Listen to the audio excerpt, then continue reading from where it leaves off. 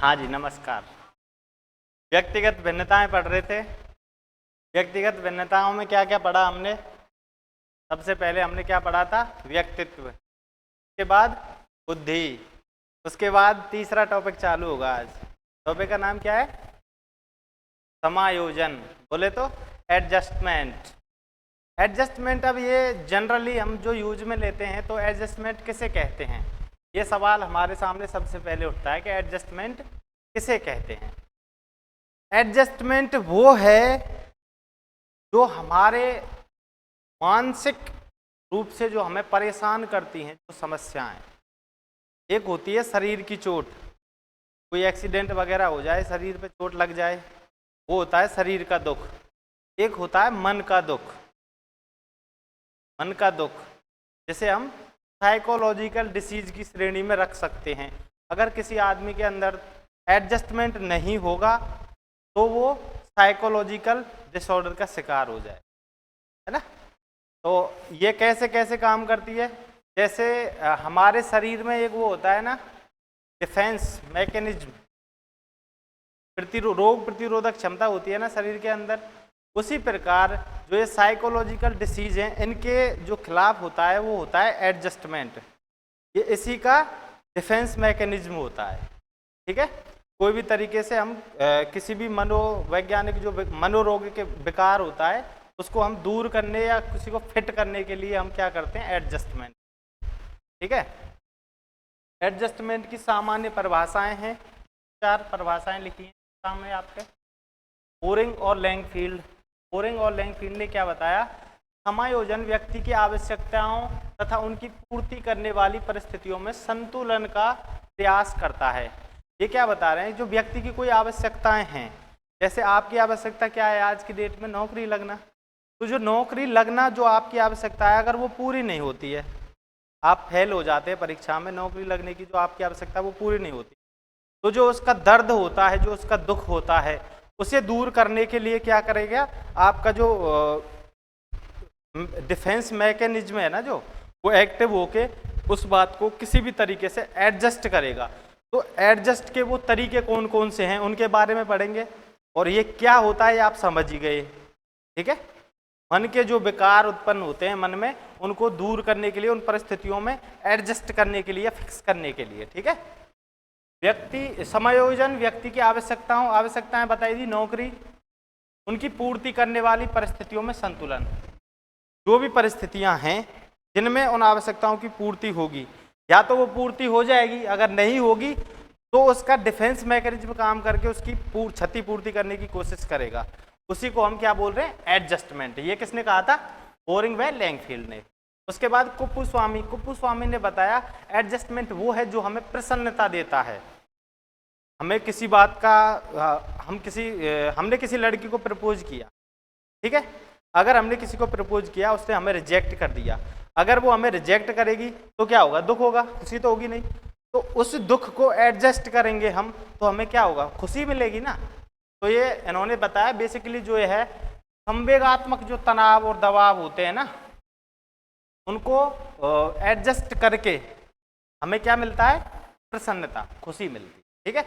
ये किसने बताया? कुप्पुस्वामी ने। उसके बाद डेविसन व नियले या नील भी बोल सकते हैं इसको, है ना। इन्होंने क्या बताया? दुश्चिंता से अहम की रक्षा करने के लिए अचेतन मन जो युक्ति अपनाता है उसे रक्षा युक्ति कहते हैं। ये जो एडजस्टमेंट है ये 2 प्रकार का होता है, एक तो प्रत्यक्ष और एक होता है अप्रत्यक्ष। आगे हम इसको डिस्कस करेंगे, अप्रत्यक्ष क्या होता है, प्रत्यक्ष क्या होता है। तो ये जो अप्रत्यक्ष जो होता है ना, उसको बोलते हैं हम रक्षा युक्ति, डिफेंस मैकेनिज्म। जो डिफेंस मैकेनिज्म है वो क्या करता है? इसमें पूछा गया रक्षा युक्ति किसे कहते हैं? रक्षा युक्ति वो है जो अचेतन मन हमारा उसे उत्पन्न करता है, अचेतन मन है वो उसे उत्पन्न करता है या प्रस्तुत करता है।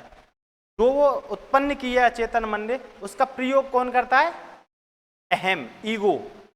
जो फ्रायड साहब ने मनो विश्लेषणवाद सिद्धांत दिया था ना, उसमें 3 स्तर बताए थे, इड, ईगो और अहम। इड, ईगो और इदम। इदम तो इड है, इड ईगो और सुपर ईगो, पराअहम बोला था उसने वो लास्ट वाले, इसको भी कभी डिस्कस करेंगे, ठीक है। तो ये है जो अहम इसका उपयोग करता है। अहम कैसे है? अहम ऐसे है जैसे कलेक्टर बैठा है, जो भी अचेतन मन ने, जो राज्य सरकार ने, केंद्र सरकार ने जो योजना बनाई है उनको इम्प्लीमेंट कौन कर रहा है? अहम। ये कौन है? कलेक्टर। ये कौन है? राज्य सरकार या केंद्र सरकार, ठीक है। उसके बाद समायोजन की विधियां, मैंने बताया था अभी 2 प्रकार की होती है समायोजन की जो विधि है, दो प्रकार की होती है। पहली होती है प्रत्यक्ष और दूसरी होती है अप्रत्यक्ष। प्रत्यक्ष और अप्रत्यक्ष कैसे कैसे? प्रत्यक्ष ये है जैसे कोई चीज के लिए, कोई वस्तु प्राप्त करने के लिए, कोई आवश्यकता की पूर्ति करने के लिए जो हम एडजस्टमेंट है, वो एडजस्टमेंट प्रत्यक्ष करते हैं, उसी टाइम करते हैं, उसे पाने से पहले करते हैं। जैसे कोई नौकरी निकली हुई है, कोई वैकेंसी निकली हुई है, तो उसकी तैयारी हमें कैसे कैसे करनी है उससे पहले जो डिसाइड करेंगे, ये है प्रत्यक्ष एडजस्टमेंट, ये होता है उससे पहले। और अगर वो पूर्ति उसकी नहीं होती, बाद में हम किसी प्रकार से उसकी क्षतिपूर्ति करते हैं, वो होती है अप्रत्यक्ष प्रकार से होती, ठीक है। ये होती है सीधे सीधे, वो होती है दूसरे रास्ते से। कैसे कैसे? इसमें जो प्रत्यक्ष है, इसमें पहली है बाधा निवारण। अगर आप कोई नौकरी के चक्कर में पड़े हुए हैं, नौकरी के पीछे लगे हुए हैं, तो उसमें जितने भी बैरियर्स, जितने भी बैरिकेड, जितनी भी बाधाएं आएंगी, उनको क्या करेंगे? रिमूव करेंगे। कैसे कैसे? आप किसी नौकरी की तैयारी कर रहे हैं और आपकी पढ़ाई को डिस्टर्ब करने के लिए कोई पबजी या इंस्टाग्राम, ये जो सुविधाएं चली हुई हैं, अगर ये सुविधाएं आपको प्रभावित कर रही हैं आपकी उस लक्ष्य को पाने में, तो आप क्या करोगे? इनको छोड़ोगे। तो इनको आप सीधा एक्शन ले रहे हो, इनको हटाओगे, हटाने की कोशिश करोगे। अभी सपोज दैट कोई ऐसी युक्ति हो, ऐसा कार्य हो, वहां हो रहा हो जो आप चाहकर भी नहीं हटा सकते। भाई आप सोच तो डेली रहे हो कि कल से मैं पढ़ूंगा और लक्ष्य आपको पाना है, लेकिन आप चाहकर भी ऐसा कर नहीं पा रहे। अगर ऐसा नहीं कर पा रहे तो आप क्या करेंगे? वैकल्पिक रास्ते का चुनाव करेंगे। वैकल्पिक रास्ते का चुनाव कैसे करेंगे? कोई और शॉर्टकट रास्ता देखेंगे उसी चीज को पाने के लिए, उसी राह पर जाने के लिए, उसी लक्ष्य पर जाने के लिए कोई और राह तलाशेंगे जो सरल है उससे। साथ में आप वो काम भी कर लें और वो भी कर लें। जैसे किसी के कोई गर्लफ्रेंड है और वो बाधा उत्पन्न कर रही है, तो वो गर्लफ्रेंड को ना छोड़ के थोड़ा कम टाइम देके और कोई युक्ति लगा के उसी रास्ते से पहुंचना चाहे।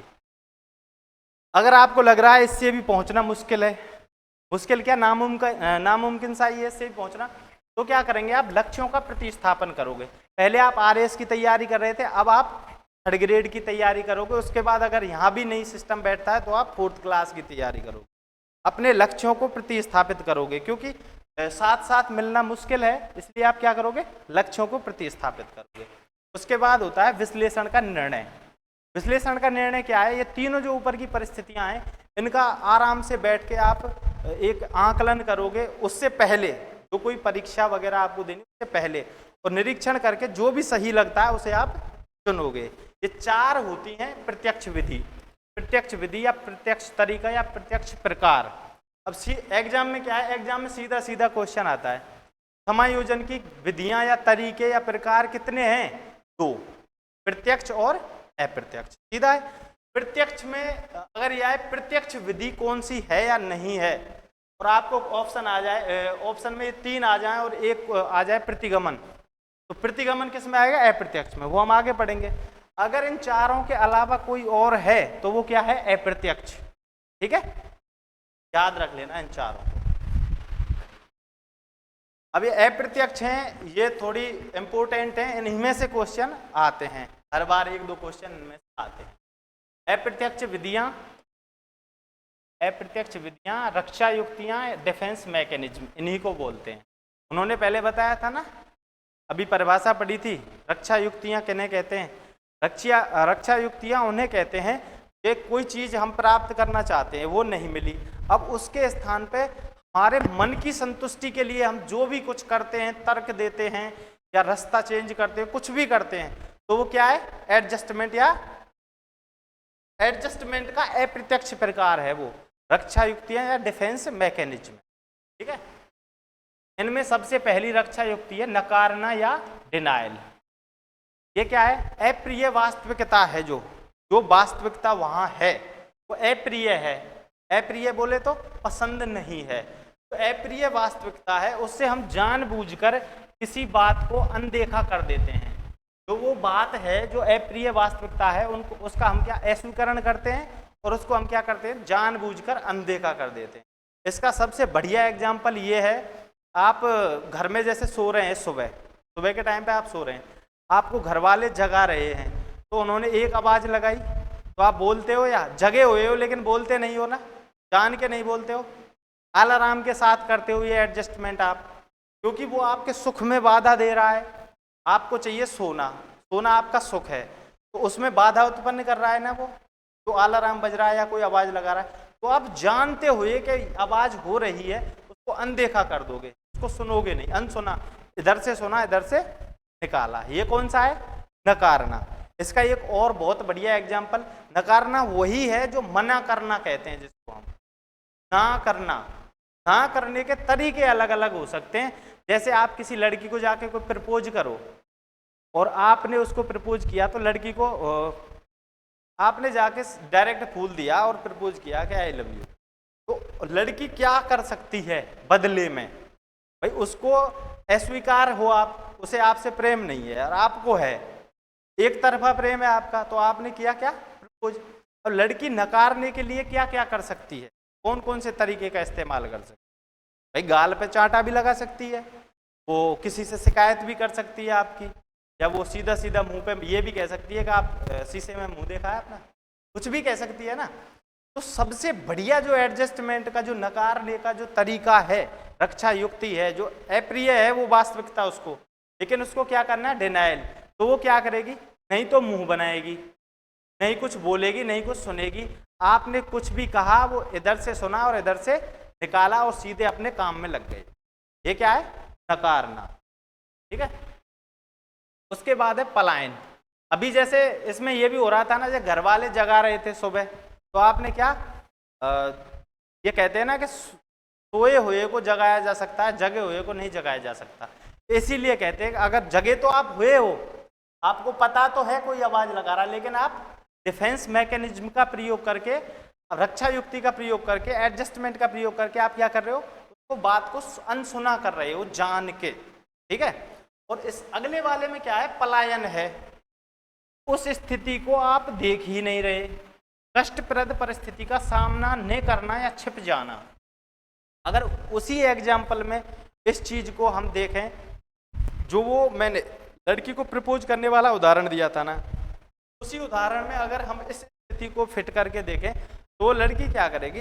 उसको पहले ही दिख गया कि आप आ रहे हैं सामने से, उसको पता है ये लड़का प्रपोज करने वाला है और उसको ये पसंद नहीं है, तो वो क्या करेगी? अपना रास्ता पहले से ही चेंज कर लेगी, आपके सामने जाएगी ही नहीं। अगर आप सो रहे हैं और आपको डेली सुबह घर वाले डिस्टर्ब करते हैं, तो आप क्या करोगे? उस जगह सोना ही बंद कर दोगे, या आप कमरे में बंद करके गेट लगा के अंदर जब सोओगे, अंदर से बंद करके दरवाजे को, तो आपको वो सामने परिस्थिति आए ही नहीं। जैसे ये विद्यालयों में होता है, जैसे कोई टीचर है मैथ्स का, जैसे टीचर है, तो मैथ्स का टीचर जैसे उसने बोला कि कल आपको ये चीज़ करके लानी है और आपको कक्षा में ये चीज़ करवाई जाएगी, अगर नहीं करेंगे तो आप में मार पड़ेगी। तो बच्चे क्या करते हैं? उस मैथ के पीरियड को क्या स्किप कर देते हैं, उस पीरियड से भाग जाते हैं, पहले ही पलायन कर जाते। ठीक है। यह है पलायन या एस्केपिंग। इसमें सामना ही नहीं होता, थोड़ा थोड़ा अंतर है इनमें, थोड़ा ध्यान से समझना है ना। इसमें वो सामना ही नहीं कर रहा है उस परिस्थिति का। उसके बाद है विस्थापन या डिस्प्लेसमेंट या स्थानांतरण या ट्रांसफर। विस्थापन या डिस्प्लेसमेंट या स्थानांतरण या ट्रांसफर, इसमें क्या होगा?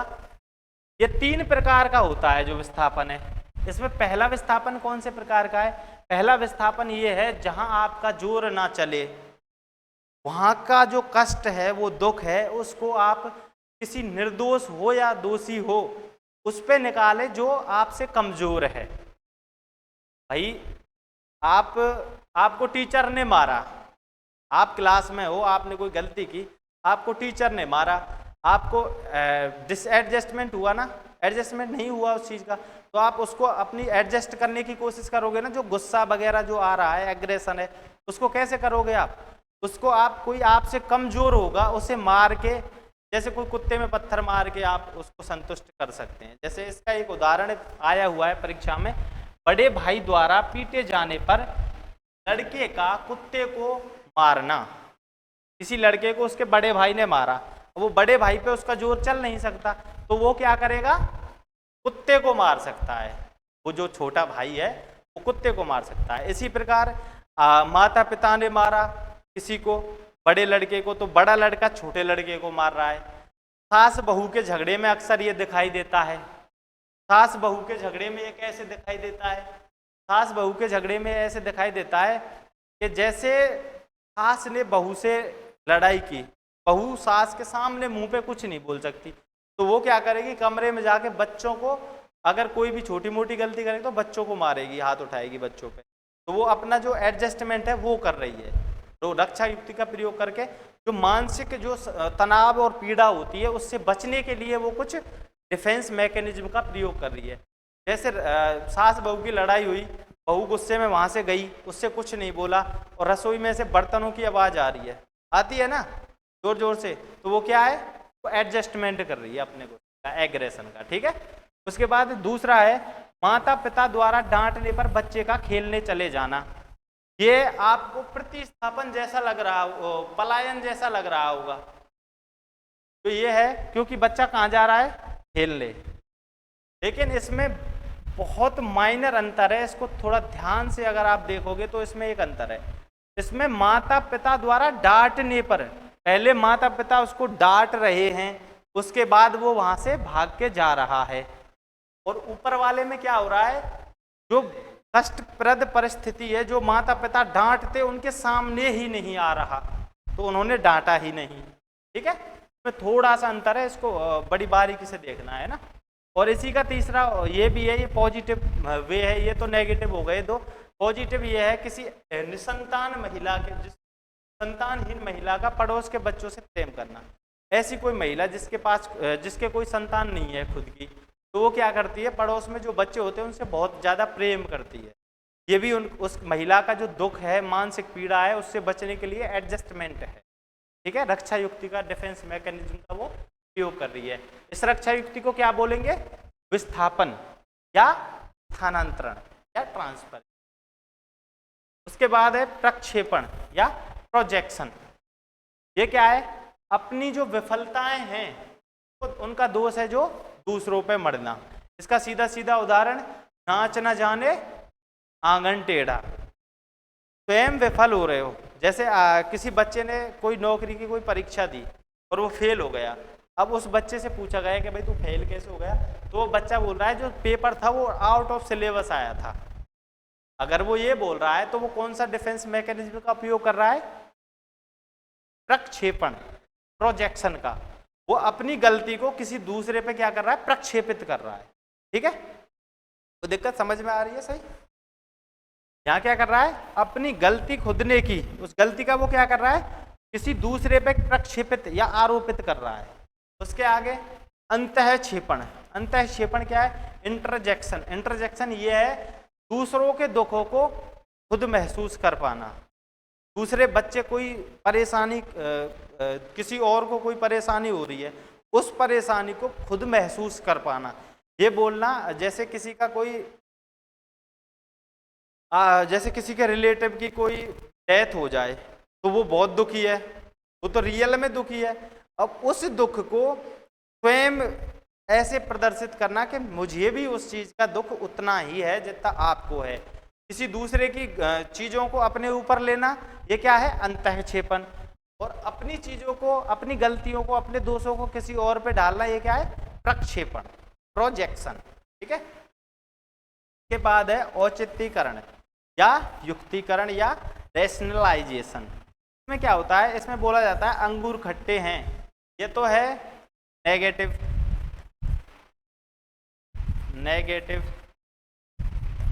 तो ये क्या है? पॉजिटिव। नेगेटिव पॉजिटिव कैसे कैसे? इसमें क्या होता है, जैसे कोई लड़का है और उस लड़के ने कोई परीक्षा दी, जैसे सपोज दैट उसने पुलिस का पेपर दिया, पुलिस का एग्जाम दिया, है ना। अब क्या होता है, वो असफल हो जाता है उसमें। असफल होने के बाद उससे पूछा जाता है भाई कैसे कैसे क्या हुआ, तो वो बोलता है कि जो ये पुलिस की नौकरी है ये मुझे करनी ही नहीं है, ये बहुत बुरी नौकरी है। ये कौन सा एडजस्टमेंट कर रहा है, क्या कर रहा है वो, औचित्यकरण कर रहा है। औचित्य मतलब तर्क देके उस पर औचित्य निर्धारित कर रहा है अपनी बात का कि ये तो है ही नहीं कुछ, इससे अच्छा मैं ये देखूंगा, ये करूंगा। एक बार परीक्षा में आया था, इसका उदाहरण था वो औचित्यकरण या युक्तिकरण का, युक्ति लगा रहा है वो।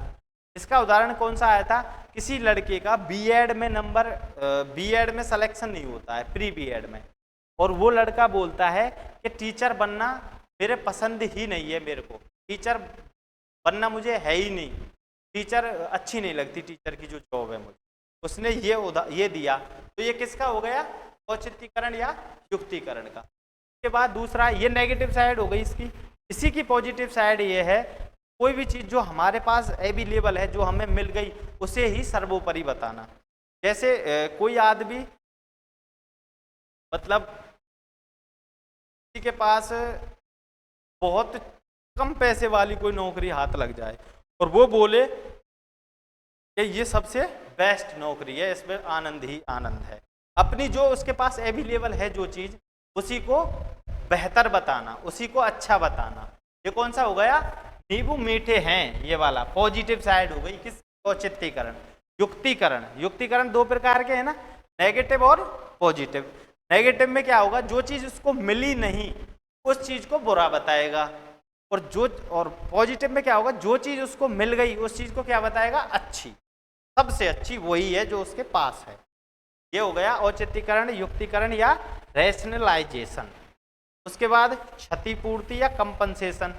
इसमें क्या होता है, किसी एक पक्ष की दुर्बलता को आदमी अपने किसी एक पक्ष की दुर्बलता को किसी दूसरे पक्ष की सफलता से कड़ी मेहनत करके और उसको दबा देता है, और दूसरी वाली जो पॉजिटिव साइड है उसको अच्छा दिखा देता है। कैसे, जैसे कोई आदमी है और वो दिव्यांग है, ठीक है, वो एक हाथ से कोई काम नहीं कर सकता, सपोज दैट उसका एक हाथ यहाँ से नहीं है, तो इस हाथ की जो उसकी कमी है, इसको वो परीक्षाओं में बहुत अच्छे अंक प्राप्त करके इसको दबा देगा, ये दिखाई नहीं देगी, क्योंकि उसकी अच्छाई इतनी हो गई, बुराई दिखाई नहीं देगी। ठीक है, किसी एक पक्ष की दुर्बलता को कड़ी मेहनत द्वारा दूसरे पक्ष की सफलता से पूरा कर देना। बिल्कुल, इसमें हाँ, ये भी इसका एग्जाम्पल है कि छोटी हाइट वाली लड़कियां करती हैं इसका उपयोग, छोटी हाइट वाली इसका नहीं करती। इसमें यह है कड़ी मेहनत। इसमें जो कीवर्ड है ये याद रखना, कीवर्ड क्या है, कड़ी मेहनत। इसमें किसी का कोई एक पक्ष कमजोर है, सपोज दैट आप यहाँ इतने बैठे हैं, आप ऐसे किसी का फिजिकल जो है वो कमजोर है पक्ष, तो आप मेंटली लेवल पे उतना सक्सेस हो जाओगे कि जो फिजिकल आपका कमजोर है वो दिखाई ही नहीं देगा। आप ऐसा लगोगे कि इसी क्षेत्र में बहुत अच्छे हैं, आप उसके बारे में कोई ध्यान ही ना दे। ठीक है, जैसे किसी का चेहरा सही नहीं है, चेहरे से वो कम सुंदर है, वो क्या करता है, जिम जाता है, बॉडी बिल्डिंग करता है और बहुत अच्छे सिक्स एब्स और वो बना लेता है, तो उसका चेहरा कोई इतना ध्यान से चेहरा नहीं देखेगा जितना ध्यान से उसकी बॉडी को देखेगा। तो इसमें क्या हो गया, इसमें जो उसकी एक पक्ष की जो कमजोरी थी वो दब गई, और आपको दिखाई क्या दे रहा है, एक पक्ष की सफलता। ठीक है, कैसे की, उसने कड़ी मेहनत से। ठीक है, उसके बाद है प्रतिगमन या रिग्रेशन, पुराने दिनों में वापस लौटना। ये पुराने दिनों में वापस कैसे लौटना, कोई किशोर का घुटनों के बल चलना, ये क्या है, प्रतिगमन का उदाहरण है। कोई उम्र ज्यादा है, वो घुटनों से चलने की उम्र उसकी निकल गई और वो घुटनों के बल चल रहा है, तो ये क्या कर रहा है, प्रतिगमन कर रहा है। इसका सीधा सीधा ये है कि पुराने दिनों में वापस, पुरानी यादों में वापस लौटना। जैसे बाल्यावस्था में होता है, जो शैशवावस्था, जैसे दो बच्चे हैं, किसी के दो बच्चे हैं, तो एक बच्चा है जो है 2 वर्ष से कम का, दूसरा बच्चा है वो है 5-6 वर्ष का। तो इसमें क्या होता है, जो 2 वर्ष का बच्चा होता है उसको प्रेम अधिक मिलता है माँ से और घर वालों से, और जो 5-6 वर्ष का होता है उसको प्रेम कम मिलता है। तो वो उस प्रेम को पाने के लिए जो 5-6 वर्ष का है वो क्या करेगा, वो नाइट में जो खाट पे सोता है उसी पे सूसू कर जाएगा, कर जाते हैं ना। ये होता है, ये इसीलिए होता है, उसको ऐसा लगता है ना प्यार कम मिल रहा है, तो उसे एडजस्ट करने के लिए, वो अटेंशन को पाने के लिए, सभी की अटेंशन उसकी तरफ आए, इसके लिए वो क्या करता है, खाट में टॉयलेट करता है। ठीक है, ये क्या हो गया, प्रतिगमन या रिग्रेशन। उसके बाद प्रतिक्रिया निर्माण, रिएक्शन। रिएक्शन क्या है, ये प्रतिक्रिया बनाता है किसी की, एक तो होती है किसी क्रिया की प्रतिक्रिया, ये किसी क्रिया की प्रतिक्रिया नहीं है, ये ऐसे है, इसको एक ऐसे समझो आप, एक वही उदाहरण ले लेते हैं, चलो पहले लिया था ना, जो एक लड़का है,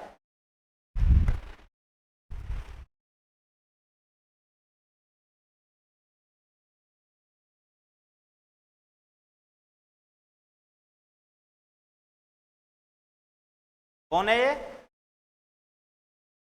लड़का, ये कौन है, टप्पू नहीं, लड़का है ये ना, ये कौन है, ये कौन है, लड़की, सही नहीं है, अब सही है ना, अब तो लड़की है ना, रेशमी जुल्फे बना दी, अब तो लड़की है ना। ये कौन है, ये कौन है, लड़का, ये लड़का इस लड़की को क्या करता है, पसंद, ये लड़का क्या कर रहा है, इस लड़की को लाइक, पसंद कर रहा है। ठीक है, अभी ये क्या होता है, ये लड़का जाता है इस लड़की को प्रपोज करने, ठीक है, आधे रास्ते में पहुंचा, उसके नजदीक पहुंचा, यहाँ पे रुका, यहाँ पे रुक के प्रपोज करने की सोच रहा है, प्रपोज करने गया है। अब उसने यहाँ क्या देखा, एक और लड़का देखा, जो क्या है, इस लड़की का बॉयफ्रेंड। ये लड़का यहाँ से गया इसको प्रपोज करने, देखा वो उस लड़की का ऑलरेडी कोई बॉयफ्रेंड है, इस लड़के को क्या दुख होगा या खुशी होगी, क्या होगा। अगर उसने ये बॉयफ्रेंड भी नहीं देखा एक स्थिति में, ये मान लो, और उसको ये पता चल गया कैसे भी कि ये लड़की रिजेक्ट करने वाली है, तो दुख होगा ना इन दोनों स्थितियों में। तो इन दोनों स्थितियों में जो मनोवैज्ञानिक तनाव जो इस लड़के को उत्पन्न हो रहा है, इस तनाव से बचने के लिए लड़का क्या करेगा, यहाँ से वापस आएगा, वापस आके यही नहीं रुकेगा, वो इतना और वापस जाएगा जितना वो आगे गया था, इतना वापस कहाँ जा रहा है, हेट की तरफ। इधर कौन सी तरफ बढ़ रहा था, वो लव की तरफ बढ़ रहा था, इधर हेट की तरफ। अब वो क्या करेगा, आप किसी ने पूछा कि भाई आप उस लड़की को पसंद करते हो, तो वो क्या बोलेगा, नहीं करता, मैं उसे नफरत करता हूँ, वो मुझे बहुत बुरी लगती है। अब जो ये बोल रहा है, इसका ये सबसे अच्छा वो जो इसका निचोड़ है वो ये है, जो ये बोल रहा है वो क्या बोल रहा है, झूठ, झूठ बोल रहा है, वो ये बोल रहा है जो लड़का, मन ही मन तो ये अब भी उससे उतना ही प्रेम कर रहा है, लेकिन रिजेक्शन के डर से ये वापस आया, तो इसने उसकी जो रक्षा युक्ति है वो क्या बनाई, हेट बना ली।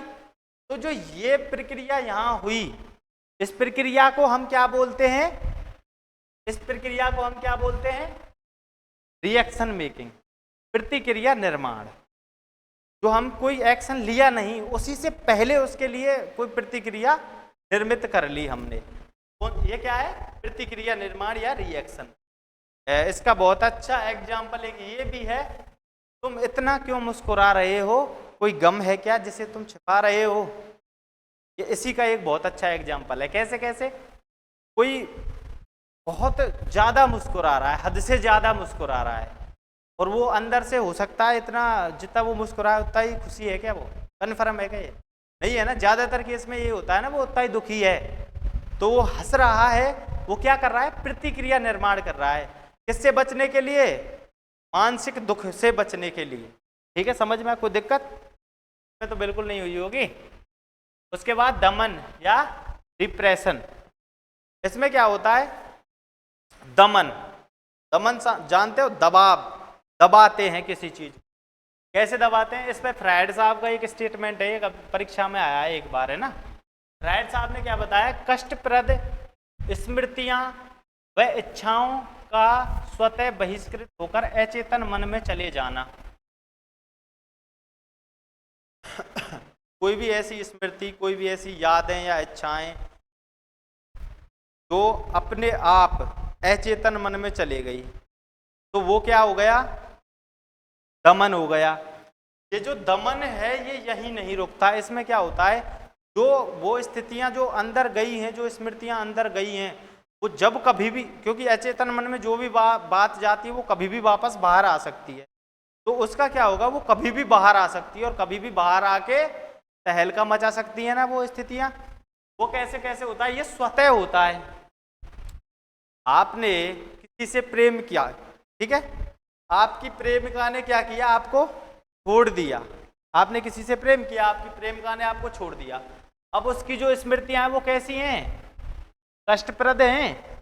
अब वो एक तो होता है वो अपने मन से आपने उन स्थितियों को दबाया, जब आप अपने मन से उन स्थितियों को दबाओगे वो हो जाएगा समन, जानबूझकर आप उनको दबाओगे और अन्य चीजों के बारे में सोचना स्टार्ट करोगे। जैसे किसी की गर्लफ्रेंड ने उसको धोखा दिया, उसने पबजी खेलना स्टार्ट कर दिया, तो ये क्या हो गया, समन। वो अपने मन से दबाया था उसने, तो ये क्या हो गया, बाहर चली गई ये मन से, धीरे धीरे उसकी जो यादें हैं वो दिल से निकल गई, ये हो गया समन। और दमन क्या हो गया, दमन ये हो गया उसने जान के नहीं किया, वो ऑटोमेटेड इतना दुखी हो गया, जो वो बातें थी, जो वो यादें थी, वो कहाँ चली गई, उसके अचेतन मन में चली गई। अब वो अगर उसके अचेतन मन में चली गई, अब अगर उसको कभी और जीवन में ऐसा मौका मिला, उसने कोई दूसरी गर्लफ्रेंड बनाई, तो वो क्या करेगा, अगर वो चीजें निकल के बाहर आई तो उसको वो बहुत ज्यादा दुखी करेगा। ठीक है, ये होता है दमन पहले वाला, दूसरे वाला समन। समन सप्रेशन है, इसमें बातों को क्या जानबूझ के दबा रहा है, जानबूझ के दबाएगा तो वो यादें धीरे धीरे भूल जाएगा, भूल गया तो क्या हुआ, अन्य चीजों में ध्यान लगाएगा, अन्य चीजों के बारे में सोचे। ठीक है, दमन समन दोनों क्लियर। उसके बाद है तादात्मीकरण या आइडेंटिफिकेशन। किसी भी सफल या बड़े व्यक्तित्व से, कोई बहुत बड़े सफल आदमी से अपनी गलतियों को मैच करना। जैसे कोई बच्चा 10वीं क्लास में फेल हो गया और उसने बोला कि 10वीं क्लास में सचिन तेंदुलकर भी फेल हुआ था, तो वो क्या कर रहा है, अपनी कमी है जो, ऐसी कमी देख रहा है जो कमी किसी बड़े महापुरुष में भी वो कमी है। जैसे कोई लड़का बहुत ज़्यादा गर्लफ्रेंड्स बना रहा है, आपकी तरह है ना, आपकी तरह बहुत ज़्यादा बना रहा है, तो उसको सभी क्या बोलेंगे, गलत कर रहा है ना, ये बुरा कर रहा है तू, है ना, ये बोलेंगे। तो तू क्या बोलेगा, कृष्ण जी। कोई चोरी कर रहा है तो किसका एग्जाम्पल देगा वो, कृष्ण जी ने भी की थी। तो अपनी कमियों को कहाँ मैच कर रहा है, आइडल, बहुत बड़े स्तर पे जो आदमी है उनसे अपनी कमियों को क्या कर रहा है, मैच कर रहा है। ये क्या हो गया, तादात्मीकरण या आइडेंटिफिकेशन। अपनी कमियों को किसी बड़े आदमी में आइडेंटिफाई करके बताना कि भाई ये कमी तो उसमें भी है, ये कोई बड़ी बात थोड़ी है। उसके बाद ये समझ में आ गया। उसके बाद है आत्मीकरण या एसिमिलेशन। एसिमिलेशन या आत्मीकरण क्या है, किसी दूसरे की खुशी को अपनी खुशी बना लेना। कैसे, जैसे टीम इंडिया मैच जीती और आप यहाँ पार्टी दे दो, आपने एंजॉय किया, खुशी को महसूस किया, किसकी खुशी को, आपको पर्सनली तो वो खुशी नहीं थी ना, किसी दूसरे की खुशी को उसे अपना बना के आपने बोला कि हमारा इंडिया जीत गया इसलिए मैं दे रहा हूँ पार्टी। या किसी का, किसी बुजुर्ग का, किसी व्यक्ति का कोई बेटा कोई नौकरी या जॉब कोई ऐसी सक्सेस हासिल कर ले, तो वो क्या करते हैं, गांव में दावत देते हैं ना, वो रोट करते हैं ना, हनुमान जी का मंगलवार को घनश्याम दास बाबा का रोट करते हैं ना। वो क्यों करते हैं, वो आत्मीकरण के लिए करते हैं, उसे आत्मीकरण बोलते हैं। वो उनका जो मानसिक तनाव था ना, वो उसे दूर करने के लिए करते हैं, लोगों को बताने के लिए ही करते हैं वो, कि देखो मेरा लड़का नौकरी लग गया, इसीलिए करते हैं वो। क्यों, इससे उसका जो दबाव होता है मन पे वो दूर हो जाता है कि सबको पता चल गया। और उसने क्या किया, अब वो जैसे सपोज दैट कोई आदमी खुद नहीं कर पाया उस काम को, उसके बेटे ने वो कर दिया, तो वो क्या कहेगा, ये मेरा बेटा है जिसने ये किया है। ठीक है, ये क्या हो गया, आत्मीकरण। इसका यहाँ पे एक एग्जाम्पल आया हुआ है परीक्षा में, ये सीटेट में आया था एक बार। अपनी गर्लफ्रेंड के आईएएस बनने पर मिठाइयाँ बांटना किसका उदाहरण है? आप स्वयं तो नहीं बन पाए, पर आपकी गर्लफ्रेंड आईएएस लग जाए, तो आप क्या मिठाइयाँ बांटो कि मेरी गर्लफ्रेंड आईएएस हो गई। आप नहीं बने, आपका कोई और बना, उस आपने क्या किया, उसे अपना बना के कि ये मेरा है, इसने ये कर दिखाया है। ठीक है, इसमें क्या हो गया, आत्मीकरण। और ऊपर वाले में क्या हो रहा था, तादात्मीकरण में अपनी बुराइयों को बड़े आदमियों में आइडेंटिफाई कर रहे थे। ठीक है, उसके बाद सब्लिमेशन या मार्गांतरीकरण। ये सब्लिमेशन वो है जो मैंने बाल्यावस्था में बताया था ना, बाल्यावस्था में सेक्सुअल एनर्जी का, लिबिडो का जो मार्गांतरीकरण होता है वो किस में होता है, सृजनात्मकता में। मैंने बताया था ना, 7 से 11-12 वर्ष की उम्र में जो भी सेक्सुअल एनर्जी है वो किसी भी शारीरिक अंग से प्रदर्शित नहीं होती, तो वो कहाँ चली जाती हैं, वो अपना मार्गांतरीकरण, मार्ग बदल लेती हैं और कोई भी क्रिएटिव काम करने लग जाती हैं, सृजनात्मकता में वो विलीन हो जाती है। इसी को बोलते हैं मार्गांतरीकरण। ये सर्वोत्तम रक्षा युक्ति है। अब जितनी भी हमने अब तक रक्षा युक्तियाँ पढ़ी हैं उनमें सबसे अच्छी, मतलब सर्वोत्तम जो रक्षा युक्ति है वो कौन सी है, सब्लिमेशन या मार्गांतरीकरण। इसमें क्या होता है, इसमें ना तो बहाना बनाया जाता है, ना ही तर्क दिया जाता है, ना तो कोई बहाना बनाते हैं, ना ही तर्क देते हैं। इसमें क्या करते हैं, जो हुआ उसे स्वीकार करते हैं और मार्ग बदल लेते हैं। आजकल के युवाओं में सबसे ज्यादा जो रक्षा युक्ति कार्य करती है वो कौन सी करती है, मार्गांतरीकरण या सब्लिमेशन। इसका सीधा सीधा एग्जाम्पल क्या है, ठुकरा के मेरा प्यार मेरा इंतकाम देखेगी। ठीक है, इसमें क्या है, प्रेम में असफल युवक का कवि बन जाना, शायर बना गई चाइनीज पागल लोग, यही है ना। ये एडजस्टमेंट आपका कंप्लीट हो गया। ठीक है, कोई समस्या है इस एडजस्टमेंट में, कोई प्रश्न? आप अभी कुछ पूछ रहे थे ना, किसी में कोई कुंठा समस्या, किसी को कोई समस्या नहीं है, किसी का कोई सवाल नहीं है? नहीं है तो बताओ। ऐसे ना, मुझे ऐसे मत देखो, मतलब कोई समस्या है तो बताओ, अगर समस्या नहीं है तो कोई दिक्कत नहीं है, बहुत अच्छी बात है, खुशी की बात है। कोई समस्या ही नहीं आई यार, बड़े समझदार हो। चलो कोई दिक्कत नहीं, तो ठीक है, थैंक यू, नमस्कार।